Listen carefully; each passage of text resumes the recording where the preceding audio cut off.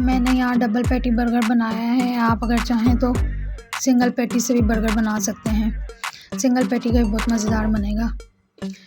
यहाँ हम double patty लगा के बर्गर के ऊपर वाली साइड पे भी सॉस लगा देंगे। अच्छी खासी सॉस लगाएंगे। सॉस से ही ये बर्गर जूसी बनेगा। ज़्यादा सारी इस पर भी सॉस लगा देंगे क्योंकि मैंने सारे मसाले सॉस में ही लगाए हुए हैं। अब टमाटर और कैरमलाइज की हुई प्याज इसके ऊपर रख देंगे और बर्गर का ऊपर वाला हिस्सा इस पर रख देंगे। मज़ेदार जूसी बीफ पैटी बर्गर तैयार है। बहुत ही कम खर्च में घर में आप इजीली मज़ेदार बर्गर बना सकते हैं। बस थोड़ी सी मेहनत की ज़रूरत होती है।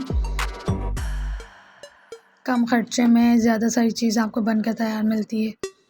बाहर यही बर्गर आपको 300, 350, 400 तक का मिलता है और घर में आप आधा किलो कीमे में मैंने 4 बर्गर रेडी किए थे आधा किलो कीमे में।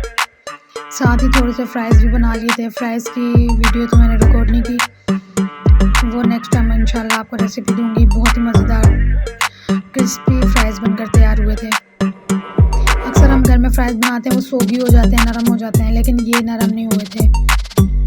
देखें, मैं खाकर भी बता रही हूँ, बहुत जूसी और मज़ेदार था।